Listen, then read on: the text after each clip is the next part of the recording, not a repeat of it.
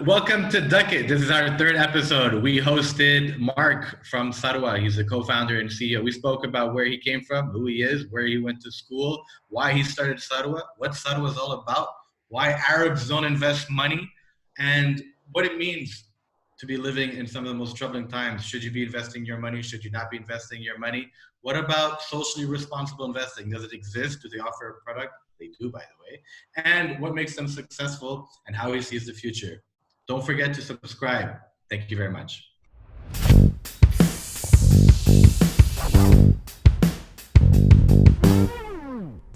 Welcome to Duck It. This is our third episode where we host the co-founder and CEO of Sarwa, Mark. Thank you, Mark, for joining us.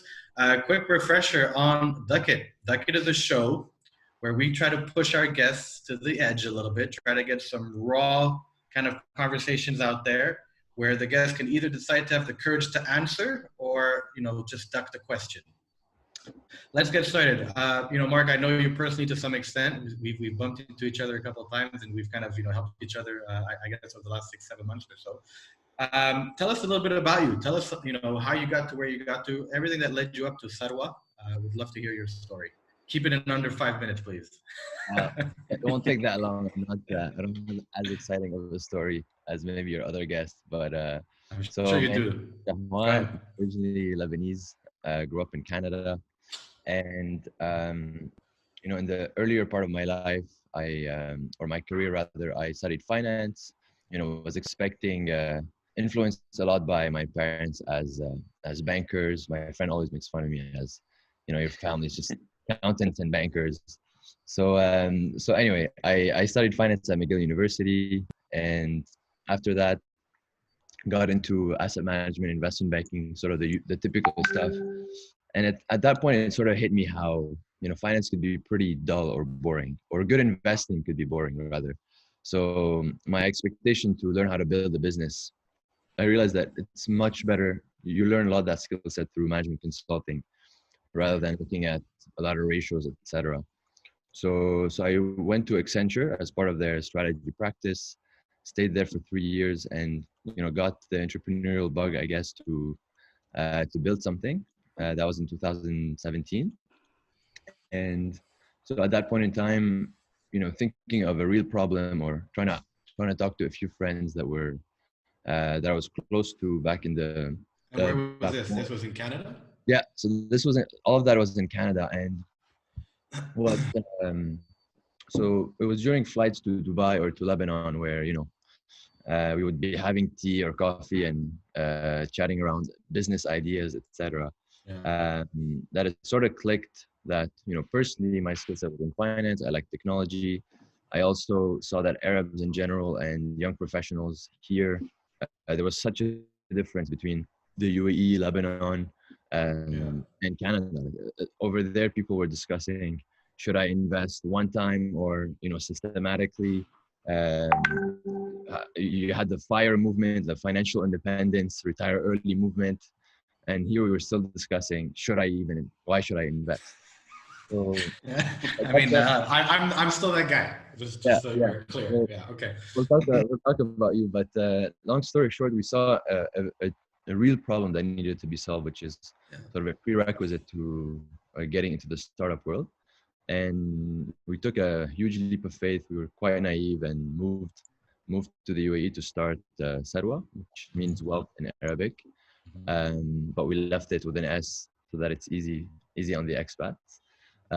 And that's it. Yeah, it's been 2 years, quite a crazy ride, as you can imagine. But we have more than 10,000 users now, and we're helping a lot of people invest in their future. Well, congratulations. As you know, I am a huge fan of Sarwa, both on the brand side and the problem that you're trying to solve. So thanks a lot for having the courage to do that. Now, I'll be very honest with you, and I think I just touched on it when you were speaking. So Steve and I, just for the record, could not be more different when it comes to our investment literacy or just our general approach or thoughts about the topic.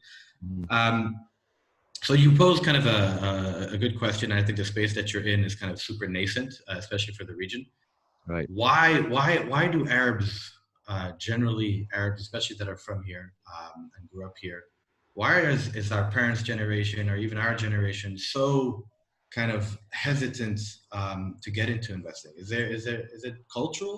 What do you think the reason is? Yeah, I definitely think it's cultural as opposed to a trend between developed or developing or emerging countries, because in the UAE we're exposed to so many nationalities, Yeah. and the most mature ones we see isn't even Canada or US or UK. It's actually India. So while India is considered as a fast emerging country, and culturally they're just so advanced on the importance of saving, on coming up with a SIP, a systematic investment plan, versus as Arabs, the traditional advice is quite terrible. It's a lot of حبيبي حط المصريات تحت التخت, like um, to be Fill up your it's quite mattress. conservative. Yeah, Yeah. sorry so it's a very conservative approach to um, Yeah. it's a lot about saving. We barely it's there's spending, saving, and investing. It's still there in managing your spending, or and hopefully saving, as opposed to what, once you understand investing, you realize it's not really, once you get the implications of investing and how beneficial it could be, and how you can manage your emotions, you're like, this is not optional. This should have been like, you ask older people what are one of your regrets about money, they'll tell you, I wish I started sooner. That's the number one. But it's crazy. Like if you look at more developing markets, people kind of their perception of the difference between people who invest and people who don't invest, it's kind of like a societal hierarchical thing, right? It's like the higher up you are on kind of the wealth ladder, the more kind of appetite for risk you have, and the poor man will always tell you, the harder you work, the more you'll have in your savings, so earn more and you'll be fine, right? It's a very kind of bottom of the pyramid kind of approach, especially when I was in Canada as well, and that was kind of the perspective. The higher you up you were on the ladder of life, the higher the propensity, or risk kind of appetite, you had. Now, the Middle East, I mean, obviously has such a huge wealth disparity between kind of, how it's dispersed, right? So there's a very small group of ultra wealthy at the top, and then there's a very big population that are living, just above the poverty line or below. I think the UAE is kind of, it's in its own breed. It's a bit different. It's a bit different than the rest of the Middle East. But generally, when you look at the Middle East, now, would you say that that's also why? Is it because we're risk averse, because most of us don't have that much cash? We don't have the kind of mind space or the liberty to even think about that. Like, is your savings and your earning capacity kind of related to your ability to invest? Is that fair? It depends. I would break it down into a few things. Like, for one, it's an evolution. I think we're newer at. You're right. The UAE is very unique, where you have, like you said, a lot of Emiratis that are super wealthy with super nice cars. But God knows if investing is on their radar. True. To isolate as an example, that's, I guess, we see every day.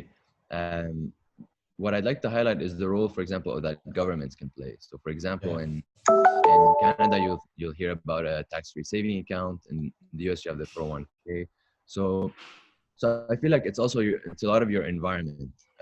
As Arabs, what I've seen is we really like real estate as something that is very tangible. And like the most popular ones, I would say, are cash, real estate, maybe gold. But in general, as we were brought up, we weren't really taught on how to save, how to invest. We're not diversification, mutual funds, and investing. A lot of these concepts aren't taught at school, even in the developed world, right? But here, I think it's even more visible, where it's not part of the curriculum, so you're not really taught on how to do it. So you rely on other sources, such as government or family and friends to influence you. Yeah, absolutely. And I think when I look at my father growing up, I think the only thing he really put money into was property, right? That was really the only thing. It's like bricks and mortar, right? That was a safe bet. And to be honest, like poor guy, like I think he invested at the worst possible time. Like in Canada in the '90s, you'd buy a property and the value of that property would hardly move.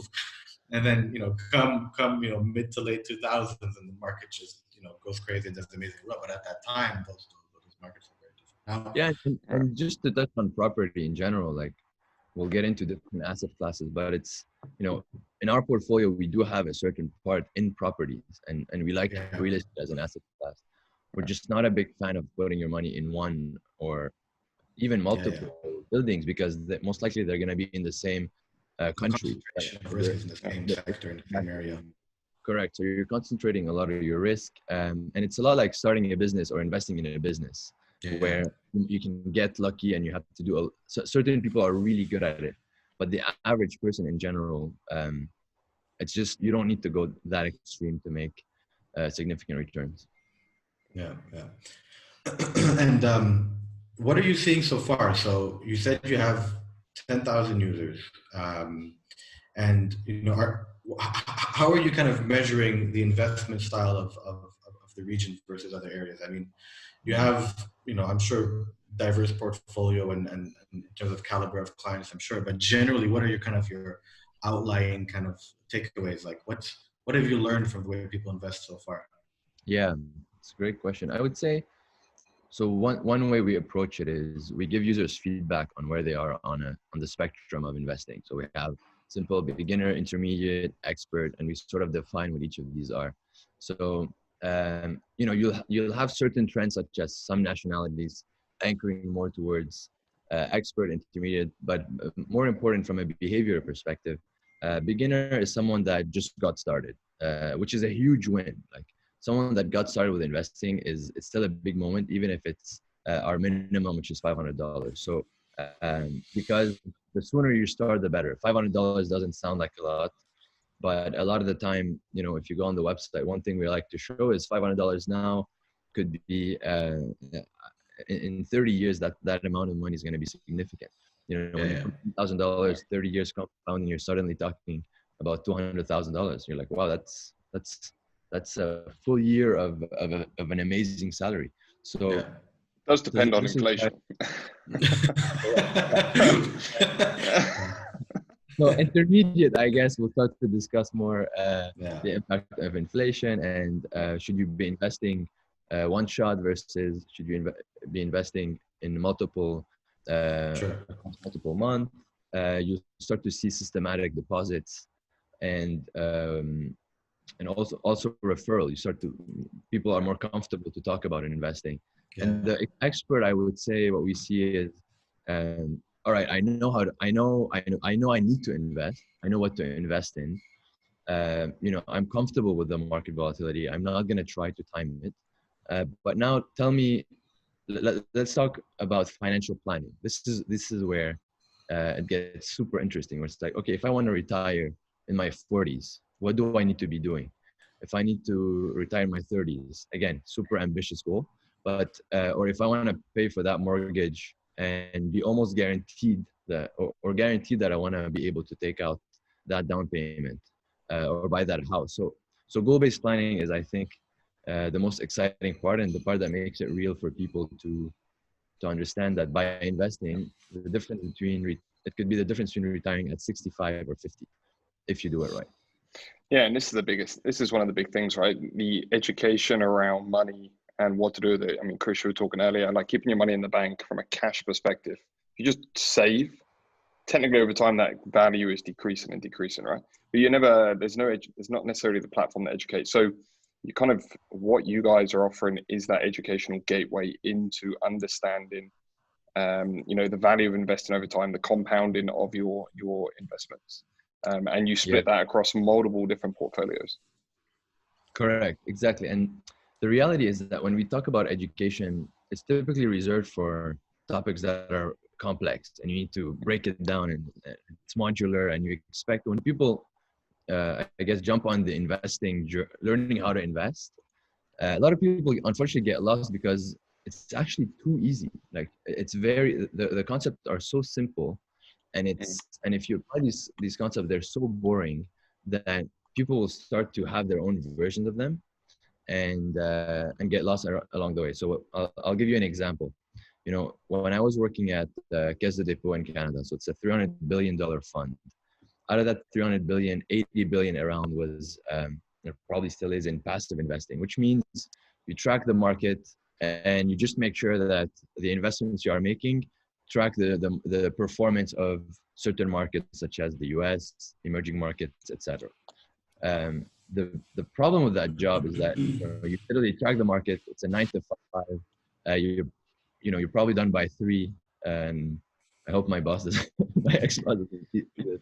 But it's super automated. Versus on the other hand, you had the active investors constantly trying to beat the market.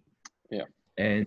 But if you compare and you see the annual reports, the passive investors will most of the time isn't 60, 70. A lot of the time it's 80, 90%, 100% of the time are beating active managers. So what this is telling you is that by simply investing and waiting and staying the course, you're outperforming the professionals that are spending their days analyzing companies and trying to come up with strategies to outperform.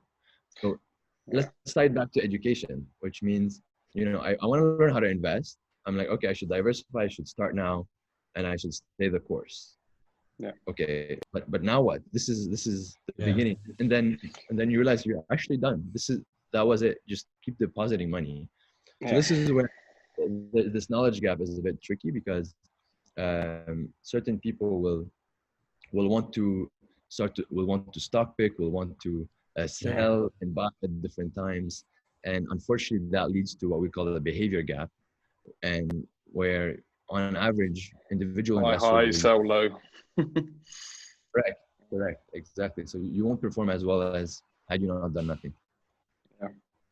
That's a good kind of time to come in now from a passive investment perspective. Now, given everything that's going on in the market, volatility, obviously, I'm sure you've got a big, quite a positive view on volatility and how that impacts the market. But given the current market situations now, is passive investing a good route for people to kind of take, given the market volatility and given the kind of the central bank's role in reinflating, should we say, the market today, or attempting to? I'd say more than ever. Usually when we talk about passive investing, we look at we go back all the way to 1929's crisis. We like to chop off data across decades of investing to show that, these lessons are true. Let's look back at the last 2 months as an example. If you're following the principle of passive investing, again, which is to just stay the course, invest regularly, around the second week of March, you saw a -9% drop in one day. The day after, it bounced back by 9%. So, and now lately markets have been going up. While if you follow the news and the economy, there hasn't been that much change. So you're like, why is the stock market going? So once again, you're reminded of the stock market's volatility and how it's decoupled sometimes from the economy. And instead of trying to predict and play around with it by just hanging on until this is all over, you would be much better off than trying to sell and buy and most likely get hurt along the way. Most of the market kind of forecast is, sure, okay, things are okay. There are some artificial forces that are keeping things kind of optimistic, and there's some pumping of cash by governments kind of everywhere. And there's an overarching narrative that everyone's trying to play, that everyone's pretending like everything's fine. But generally speaking, I think the consensus is that everything is fine until it's not fine, and that day is going to come. How big the impact is, how damaging it's going to be to kind of, the markets, etc. No one really knows. But if you're a guy like me who like Steve said, and like Mark, I'm not an investor. I almost invested not too long ago, but for some reason I got cold feet. Is it now a time to enter the market knowing that 6 months later the whole thing might crash and burn, or do I just wait and write it up? Maybe a very naive question, but I think a lot of people are in the same position. The other group that is already invested is very jealous that you have liquidity right now, assuming that you have your 4 to 6 month emergency fund, where this is the amount of liquidity in case you need to tap into it. But otherwise, it's a great time to get into the market, because think about all the other aspects of your life where you might see a lot of discounts from retailers, from, again, and we won't name drop here. But the same thing applies for stocks. Market. Yeah. And to quote Warren Buffett, he always says, whether it's my stocks, or stocks, I like to buy them on the cheap. So, and this is where we're going to touch a lot on behavior, the behavior gap, because when it comes to money, and we see, I'm not saying that it's not easy to see money going down, or the S&P or some sort of index in the red, but as an investor, you should, and you haven't started it, you should start as soon as possible. Because in any way, your outlook when it comes to investing is you should have a medium to long-term outlook. Why would you invest? If I tell you you're going to invest because you're going to have, on average, a 7% return, that's cool. That sounds good. Maybe it sounds a bit low.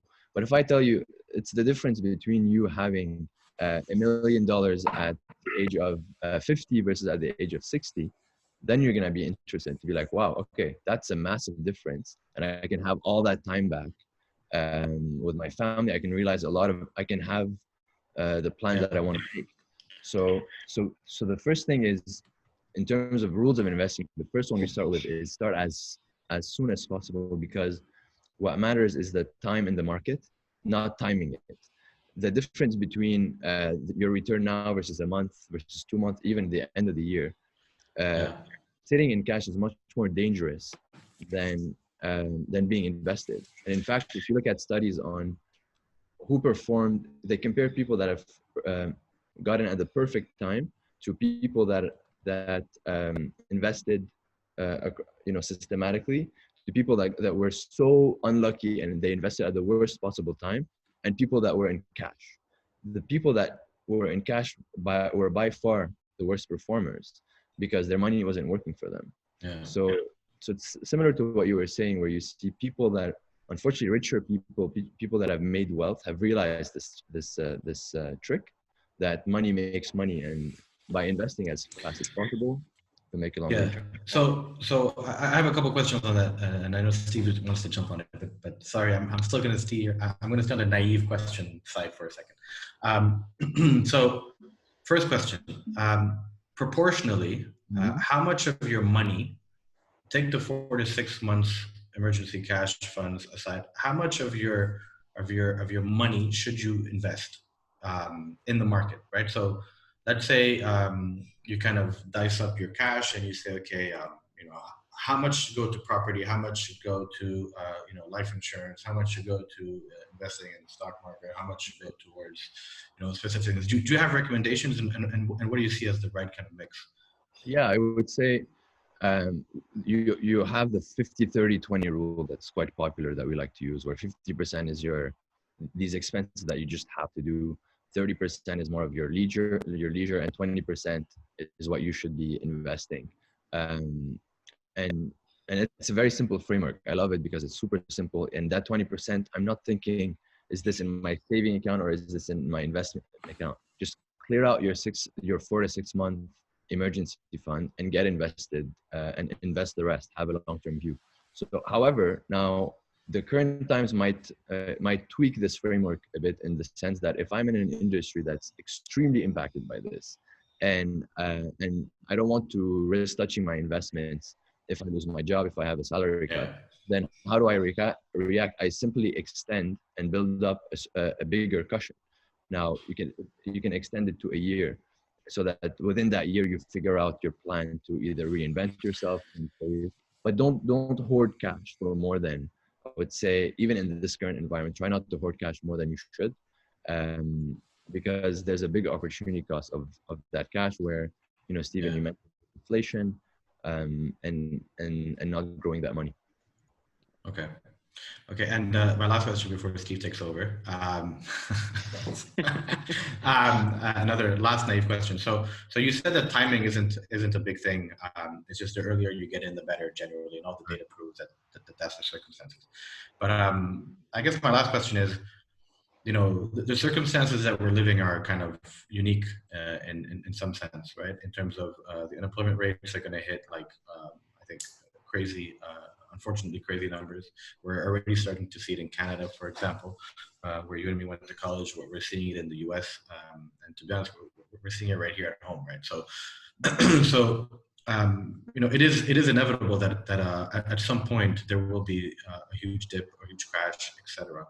Now, while I do appreciate, the earlier the better, and it compounds and all that stuff, but do you think, and I think a lot of people are waiting for this. I mean, a lot of us naive, never invested people are saying, well, I'm just going to wait till I can get it on the cheap, like Warren Buffett always says, who you put it. So I'm going to wait to see it really go down. I want to see that cliff one more time that passes the last cliff from 2 weeks ago, and then you know what? I'll call Mark and I'll tell him I'm ready.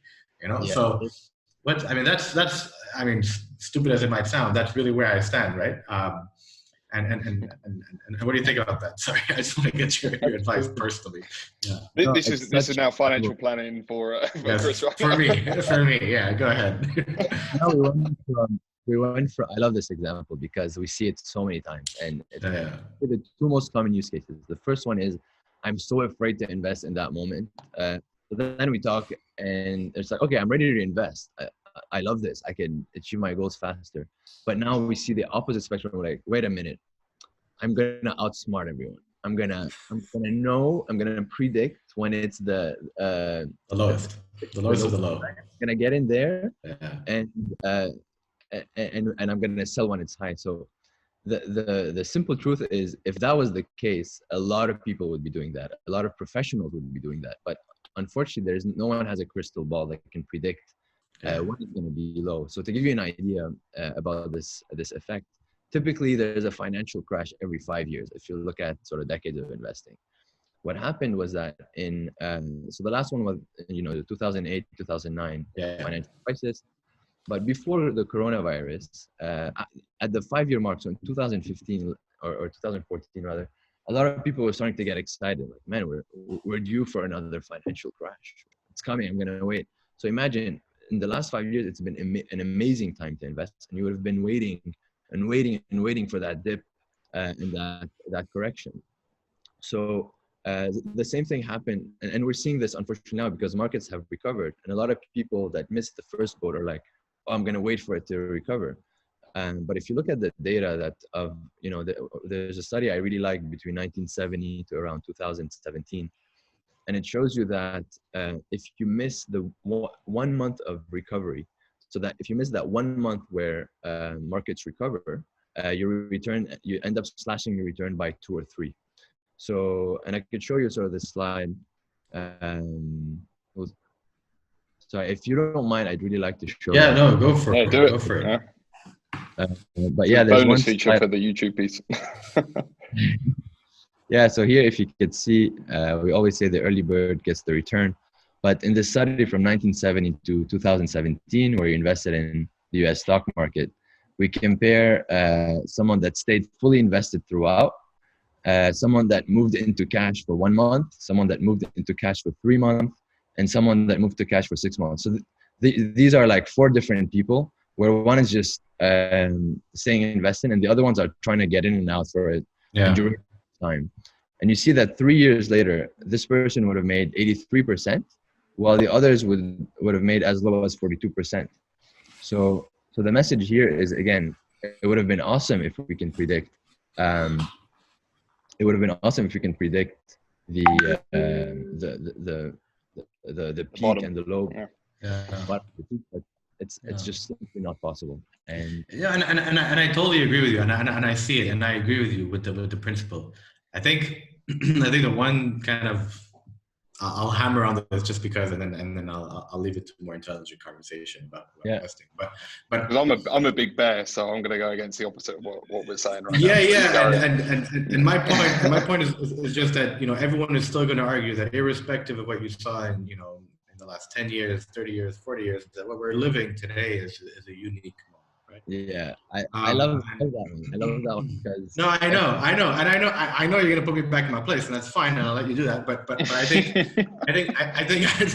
think bottom line, what I'm saying is, for the naive ones like us who are, until this point have seen people make fortunes, and have witnessed, a super bear market, and have just watched, the highest highs completely get blown out of the water, have seen $1 trillion market caps and feel like, oh my God, now we should do it, now we should do it, now we should do it.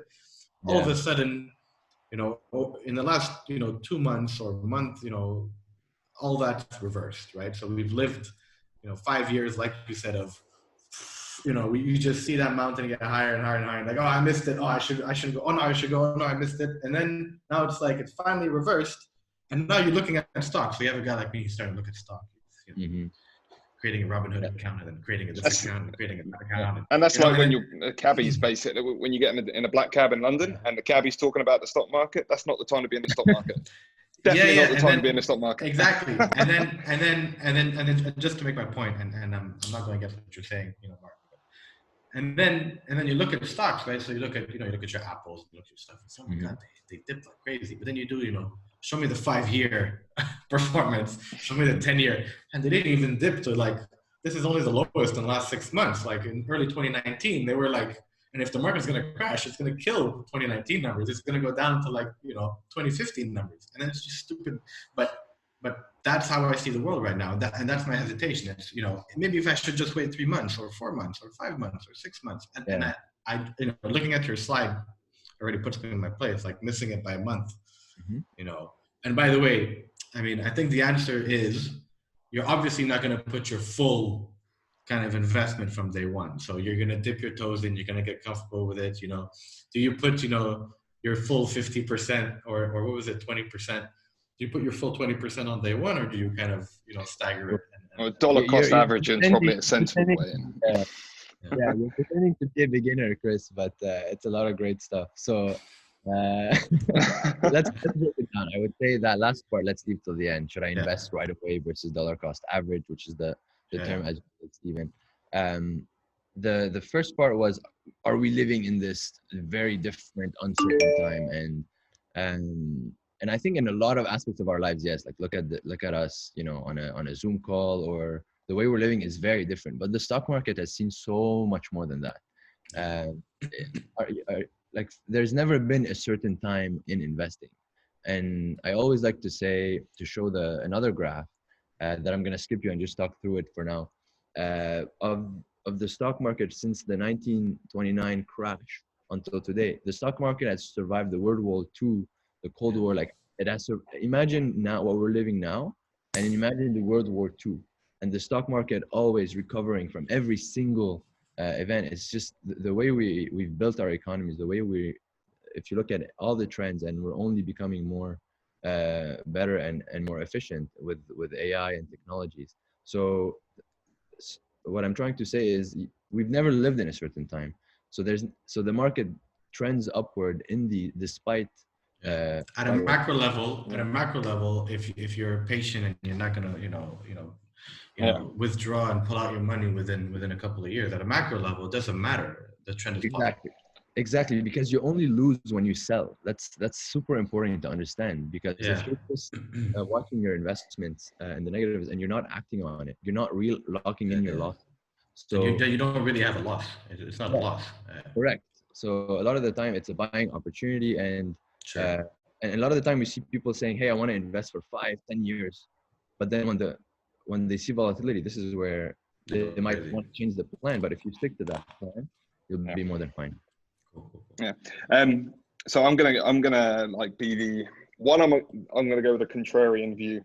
When I have a load of banks, central banks, normal banks telling me everything's fine, we're returning to normal. We've just gone past euphoria, which is where everyone's like, Chris is checking out the stock market. That's where I know we're at euphoria. Now we're going to this return to normal, which is where everything is fine. But arguably today, and I'd love to hear your view on this. Arguably today, we're living in one of the biggest kind of economic, financial experiments to date. Central banks around the world are printing money at an exponential rate, which is in effect devaluing your cash, which is kind of when the cash point comes in. Interest rates are at all-time lows. Debt is sky high around the world. I mean, if we look at Italy in terms of debt to GDP, we look at where the US is now skyrocketing its debt to, Greece, etc. arguably this bubble, this expansion in the market that we've seen, and you go back to your kind of graph, what you probably talk about from 1929 to something like 1935, that, you know, that deflationary period, arguably we are entering into that now. And I know you'll probably have a point of view on deflation and the role that can play in terms of your wealth, but you know, what's your perspective today in terms of this experiment that's going on? We are in uncharted waters, and what does that mean for the average investor, and also the investors that are so adept with the market and have so much wealth? You know, these guys have got a bit more of a view on it. So what does that mean for the two? Yeah, agreed. So here, a lot of the question, if I'm understanding correctly, is pretty much exploring this worst case scenario possible, right? Where we're seeing the economy is collapsing, a deflationary environment, etc. So we can look at, to inform our discussion, we look at two events. The first one is the 2008, the more recent one, financial crash, where, again, just taking a step back purely from a stock market perspective, despite Lehman Brothers and a lot of big banks facing a ton of pressure, you had a stock market crash from top to bottom of 50%. Within 12 months, we all forgot about it, and it was up by 69%. So you would have brushed it all off within a year.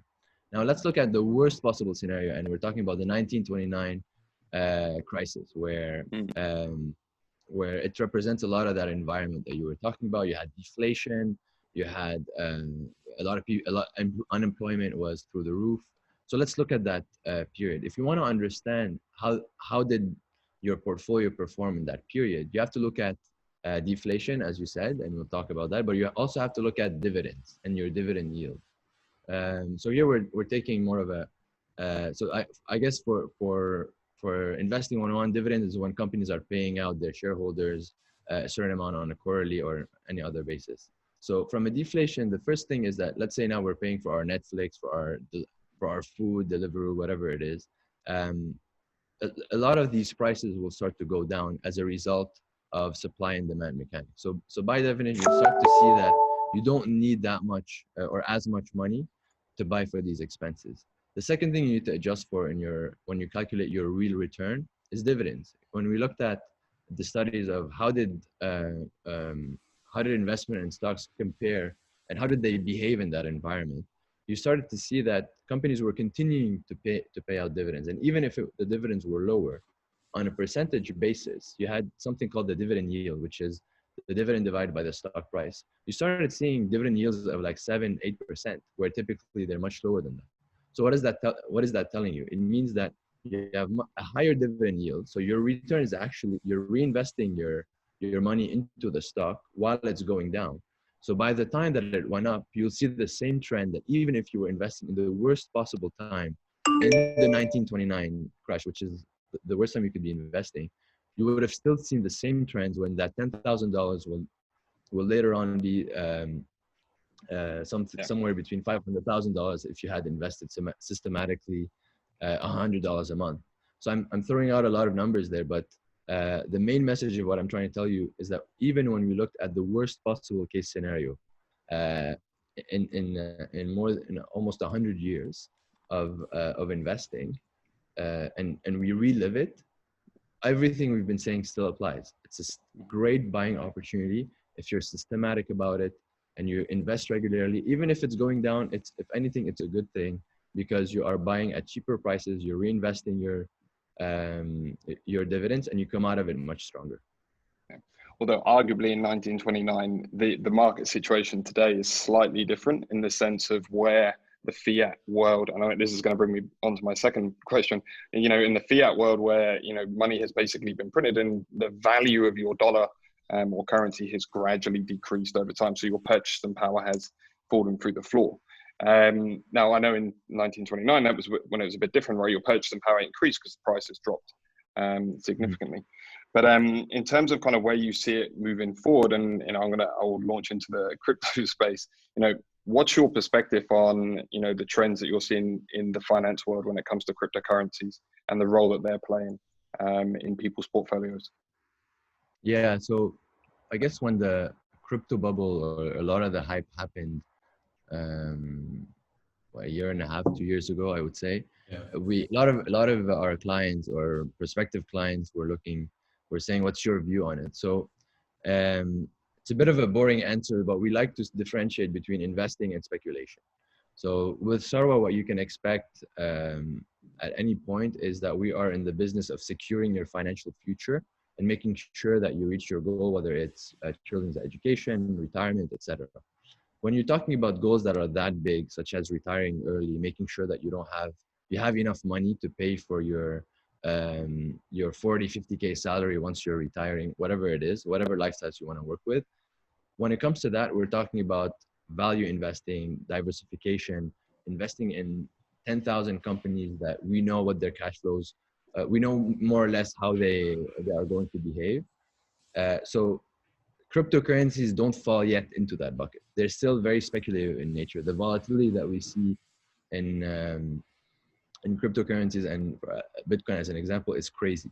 So this is not the sort of instrument that we can work with to make sure that you are going to increase your capital over time with a good enough confidence that you can bet and work towards a plan. So anything it's speculation in general will have a lot more thrill. You're here. It's a lot more. It's a lot of taking certain bets, taking a much higher amount of risk. So in general, but however, so with all that being said, while we don't get into cryptocurrencies and Bitcoin, it's unreasonable, especially when our clients are people like us, and most of them are in the 35 to 45-year-old range. It's unreasonable to ask them to completely dismiss, ignore that. A lot of them are excited about technology. They're excited about new developments. So what we always say is, if you're really excited about it, go for it, but don't have it exceed 10% of your wealth, so that in case it pays off and you took that bet with it, great. In case you lose it, well, you paid for your passion and for your for the thrill that you got throughout. So it's much similar to yeah. Do you own any cryptocurrency? Yeah, I needed to ask that too. Do you own any? I don't.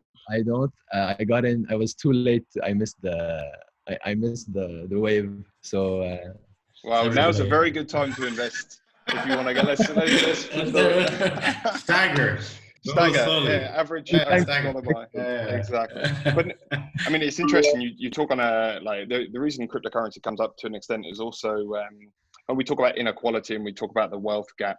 The access to the market. Cryptocurrency almost is that decentralized bet against kind of that centralized system, which over time has created mass inequality and a huge wealth disparity with people.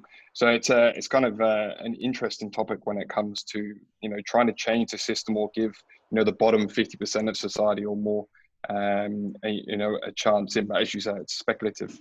I don't know if I disagree with that, Stephen, because I feel like it's our model is a lot of get rich slow, and it's like proven, it's boring, wait it out, and you're gonna make serious money in the long term, but in the short term it's gonna be quite boring. Speculation, you're right, it has the power to completely bring up certain people to amass a lot of wealth, but I feel like when I talk to some of my friends that have invested and missed out or sold too early, or even in the news, you have people that have committed suicide from going from volatility goes both ways. To levels that are insane, and a lot of people jump into like companies like Robinhood. They're often seen as I'm giving access to everyone. But you're giving sort of a spin that you should understand how people might use it in bad ways. So that's why regulators, you'll see them quite defensive on crypto, and they're not trying to be hard on technology. On the contrary, they want to innovate, but they just see their job is to look at what's the worst that can happen. And they see a lot of people taking that excitement that you might have, and you're saying, you know what, I'm putting a good amount of wealth. It's not, even if I lose that, I'm not, it's not a devastating impact. But a lot of people unfortunately experience that, wow, I just doubled my money, or I just made a 30%. That's gambling.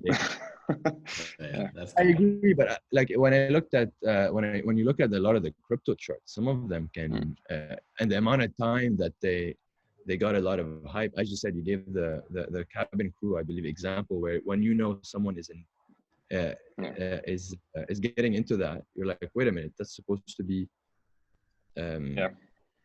Most You exclusive. don't want to how miss do you out. do that? The FOMO, right? It's you don't want to miss out. So that's just the difference between investing and speculating that I think is very important. We talked about education. This is a key parameter that we need people to understand, because there's nothing wrong with speculation as long as you understand the level of risk you're taking. Yeah. You can have the bet, you can look at the fundamentals, you can look at consumer trends and the central banks, but I would still urge people to always differentiate between what is optimistic or opportunistic or speculative in nature versus what is investing in companies like Apple and all the big names. Yeah. So Mark, I want to touch on something a little bit different. Steve brought it up a little bit. I think towards the end of last year and the beginning of this year, Oxfam published kind of provocative piece of research that showed that wealth the wealth gap and all of that is that inequality has widened further. The top 25 richest people, the top 25 billionaires have more than the bottom half of the planet. I think that was one statistic. More and more, I think people are building a conscience, and especially people that are ready to make investments, that are ready to kind of put their money in places, are getting kind of more socially responsible. And I think we touched on it a little bit at some point when I was learning about Sarwa in the early days, but what's your position, and what does Sarwa do in terms of offering socially responsible investments and things like that, in terms of being able to make sure that if we do put money on the market, it is going to the brands and to the organizations that are going to have a positive impact environmentally, socially, etc. Yeah. What do you guys do, or how do you help people that are kind of like me, who's super conscious about that stuff? Yeah, that's great. And I would say overall, it's still a new wave in the investing space. I won't make it sound like it's super advanced and mature. We're constantly looking for, we preach diversification as a quick story. So we have diversification across asset classes, geographies, and companies. So you will invest in the US stock market, and we'll invest in real estate, we'll invest in bonds that are safer. So you could apply the same thing for a socially responsible portfolio. The same principles of diversification that typically have won. They won a Nobel Prize. So you can have these same principles for a socially responsible portfolio. So we help people build the socially responsible portfolios that have these principles, but exclude certain companies and industries like oil and gas, etc. Now, the great thing about, however, even if it's a new trend, the one thing that I really love about socially responsible investing is that you're not paying a premium for it. And when you look at the correlation with the portfolios, it's a 98% correlation, which means it's pretty much the same thing. So you're not sacrificing returns to make that statement and create companies that aren't impacting our environment or are addressing the gender gap, for example. There are these portfolios that exist. Now, the reason they're still new is because it's difficult. You're still not able to say, for this specific cause or this specific company, I have a problem against that, remove it from my portfolio dynamically. There's still funds that have hundreds or thousands of companies, but it's making its way there. And since we started only in 2 years, we have seen fees drop for these portfolios. We have seen more exclusions. So we're seeing more activity from fund managers like Vanguard or BlackRock that are leading in the space. But as long as you're someone that's patient, I think you'll only see it improve. And the same way you live, your money can reflect the same thing. See, I love this product. I love this part of your product, the socially responsible piece, because I think and Chris, you'll probably go into this more, but if you talk about being patient and investing for the long haul, then the trends that we're seeing today are that the more and more of these brands and companies are going to be available to people.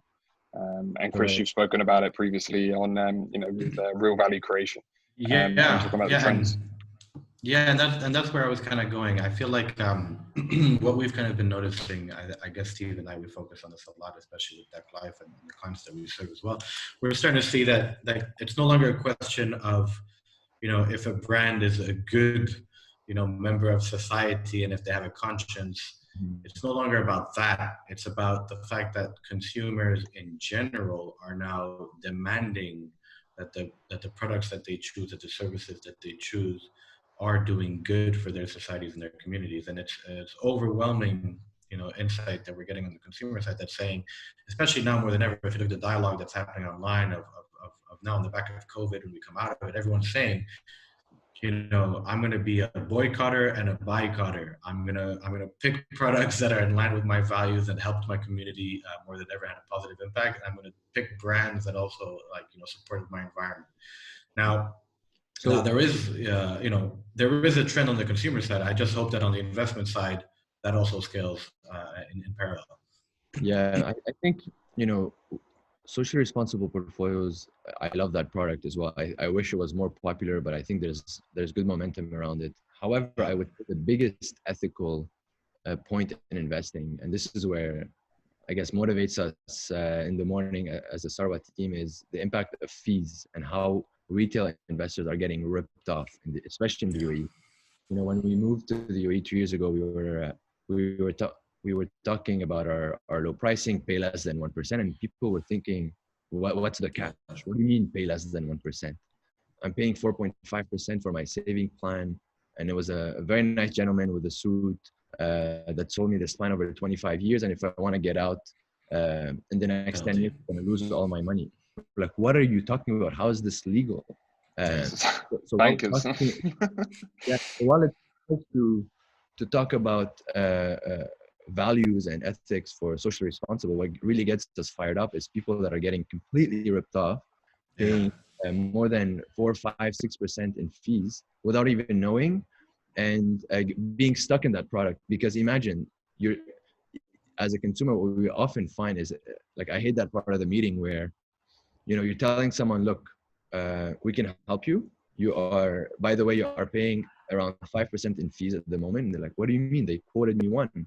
And by the way, we cannot get you out until like 5 years from now because you would lose all your money.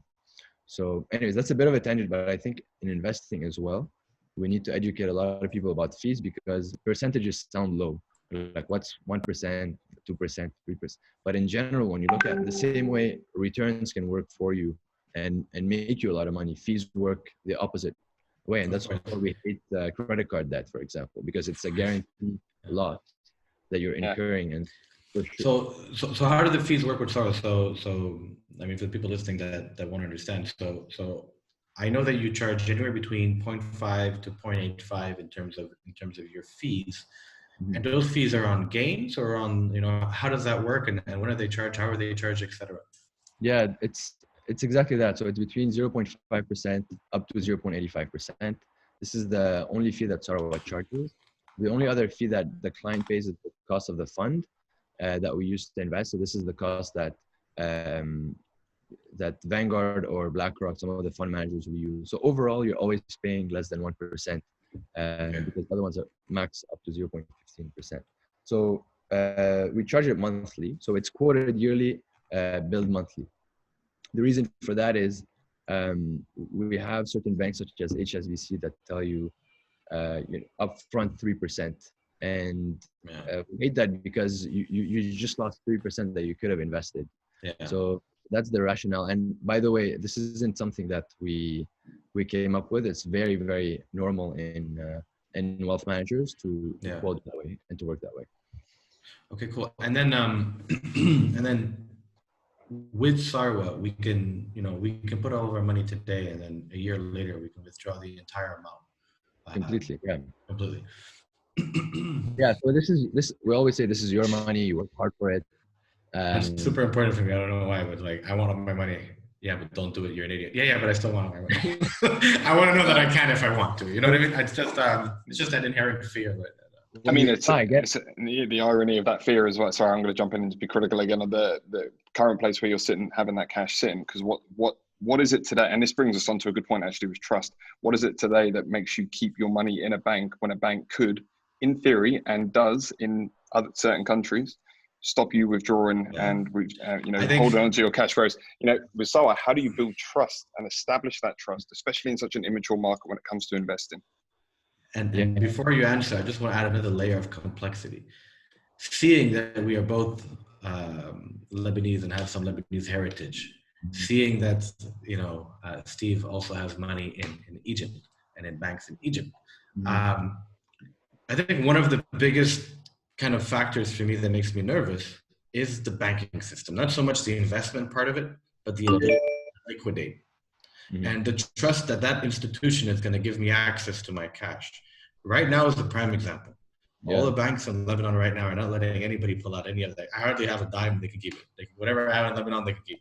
But it is impossible to withdraw your own money right now based on the crisis of their market, etc. So, how do you manage that? I mean, we haven't seen that yet in the UAE unless your visa expires. But how do you manage that kind of trust issue here in things that you don't necessarily have control of? Great question. So, as a fact, like the short answer is this effect is devastating. As a story, this morning I woke up, I went to buy water, my debit card didn't work. I log in, the balance looks good. And I swear I had this mini freak out where I called the bank and it turns out they stopped my card because I paid like 3 Etisalat bills. So they got worried.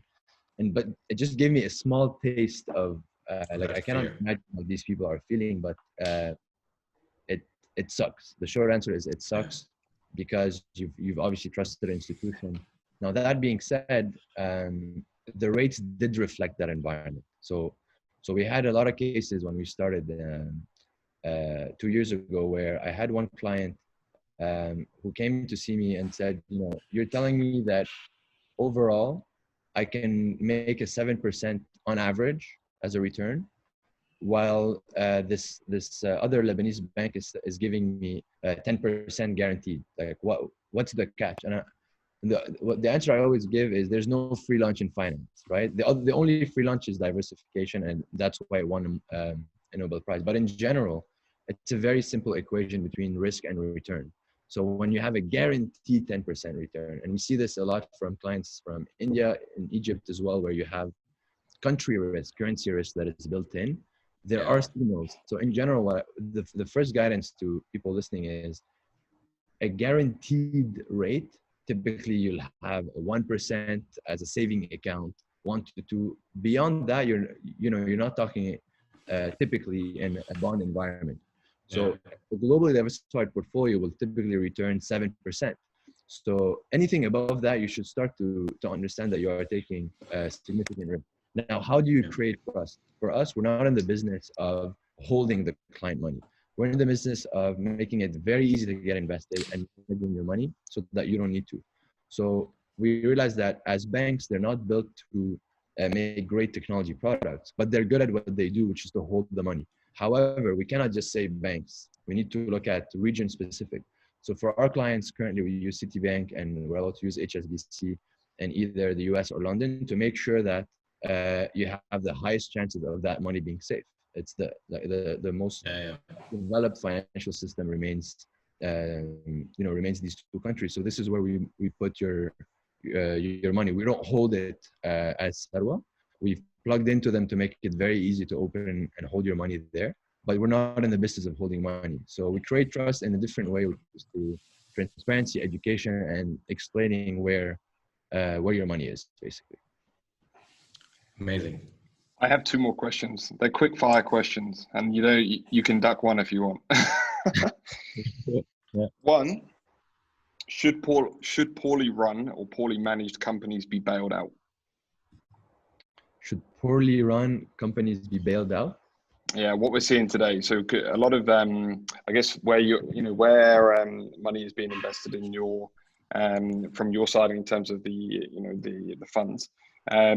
Some of these companies, some of the safer companies that in the US, potentially are now in a bit of trouble. Should they be bailed out in your opinion, or should they, evolve, even if that means their share price drops dramatically and it takes a longer time for them to redevelop? Yeah, I mean, This is it's a tough subjective. This question. is not. It's not a correct answer here. Yeah, of course. I think,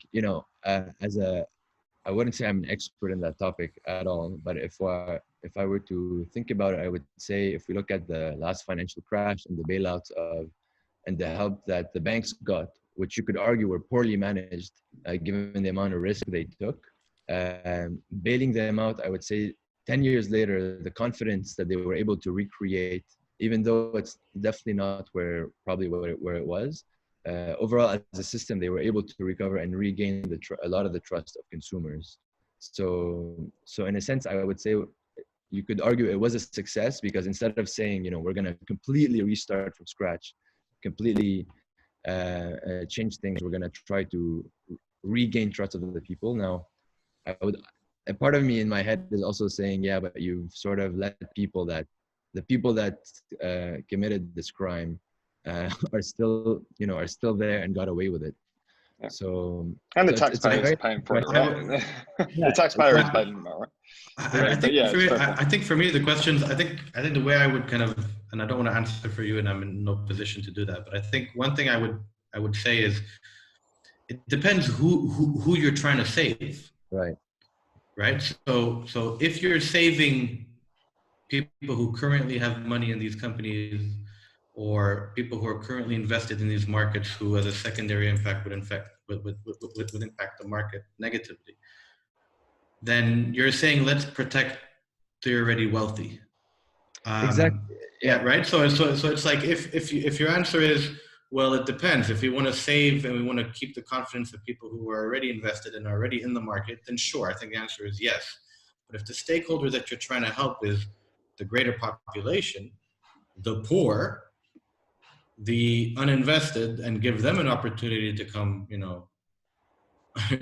come up and succeed and have opportunity and build their wealth, then the answer, I would argue, is the opposite. No, you should let them fail, and you should let the rich get wiped out to give other people a chance to build their wealth. Well, right? well, exactly. And I think it depends. We talked about Lebanon as an example. A lot of you see Lebanon when you look at, I was watching this interview or the panel from the World Economic Forum with the politician. It was a very heated discussion, but you felt like the general sense was we love Lebanon. We love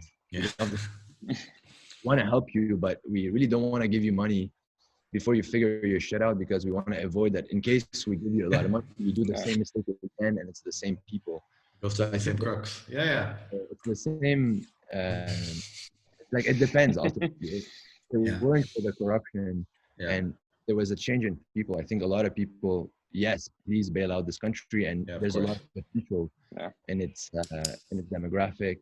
So I think it's like a boring case-by-case basis, unfortunately. Yeah, and I don't think it's one answer or the other, because there are impacts on both sides, right? The poor are employed by the badly run companies, right? Like it's a gray zone, right? It's not like one is boxed in one area, one wins and one loses. I don't think it's that clear, but generally that's kind of the position that I'm starting to develop, that you bail out these companies, short term you take care of the wealthy, and short term you take care of the poor people or the people on the lower part of the ladder that work in these companies. And generally it's an optimistic and positive thing, but in the longer term, you've protected and shielded people that were wealthy, remain wealthy, and continue to be wealthy, and you don't, you increase the gap. Yeah, you increase the gap. And when you look at 2019, I mean, we're big fans of Oxfam and all the stuff that they put out. So, the wealthy billionaires made 12% on average last year, whereas the bottom of the ladder lost 11%. Right? So it's like that just keeps getting wider as the world moves forward. So it just and I think that's why my position is the way it is today. 2019 was an amazing year for market. The rich. Yeah. That's for the rich. But at the same time, arguably, kind of what you guys are trying to do, and bringing people in to invest in educating them, I think is playing a huge role in terms of trying to change this. It's not going to be fixed overnight. It's going to take a lot of time. So I think that there's a lot of value in what you guys are doing to try and change that perception of the market. And I'm the first to put my hand up as well and say at the same time, I mean, let's not be hypocritical. We all want to be the rich. That is the goal. right? So at the end of the day, we are gonna, if, having had the opportunity, I don't think, I hope that we make different decisions in probably the accounts and the portfolios where people put money, but generally speaking, everybody wants to be on that side of the ocean, right? So, Correct. Exactly. Steve, you had a second, last question. Last question. To take advantage of it as well. Yeah, that's absolutely. This is a quick fire question. What are you investing in today? Yeah. Oh my God! I was thinking you were gonna ask that. I'm like, I wish. I'm gonna tell you. My portfolio is a mess. So when we started Sarwa, we obviously bought a lot of the ETFs in our current offering. But every time we wanted to launch a new portfolio, like socially responsible or our Sharia compliant portfolio, we always test with my account. So currently it's a mess. It's an ETF. It's obviously it's an all ETF portfolio, but it's not as consistent as it should be. I have a lot of I'm predominantly heavy on equities as I'm obviously saving for the long term. But yeah, it's definitely a mix of too many ETFs that should be consolidated. However, I also have a property in Montreal that I can't wait to get rid of. As this is the property I used to live in, and while we do have real estate in our portfolio, it's such a hassle to take care of this thing, especially with the current environment. I was lucky to find a tenant, just before, but again, this is one of the things that, and my fiance and I always argue about this because she's more of a, I want to buy a house and I want to, like, home ownership is obviously something that we've been taught. It's like in the parents' DNA is like home ownership, buy land, you're only an adult. You're only an adult if you have a property, you know what I mean? By the way, that's the one good thing about this whole crash when this actually really does fully play out, because I think we've got another leg down. But we'll leave that for a separate time. However, Mark when this was does just come telling down, us about the headache of property. You're telling us that's my property. No, I'm not saying buy property now because the property market hasn't crashed fully yet. No, that's a delay. That's a delay effect. Then buy. So yeah, I just, for me, the hassle is so not worth it. I just much rather have it in a portfolio where I can forget about, as opposed to worry about the repairs and everything. But I'm not saying it's not a good investment. It's for certain people it's a lot, but the time commitment for me isn't really justified for the return. Yeah. Put it in Bitcoin once you sell it. Anyway, Chris. Yeah. Mark, we're over time. I really, really appreciate it. We've been speaking to you now for over an hour. We really appreciate your time. Thank you so much. I can't thank you enough. I think you've convinced me. I actually think I was telling Steve before we started, if he can convince me by the end of the call to finally do something with the cash that we have, then fantastic. And I think I'm halfway there with you guys. I think we had everything set up, and then I never transferred the money. So I think I'm there. So Chris. I'm confident, man. I think the timing is perfect, even though you said it's not about timing. but thank you so much. Really, really appreciate it. Great insights. And thank you for everybody for listening to Duck It. And don't forget to duck and subscribe to our podcast. This is our third episode with Mark from Sarwa. Thank you very much. Thanks, Mark. Thanks, all. Thanks, Mark.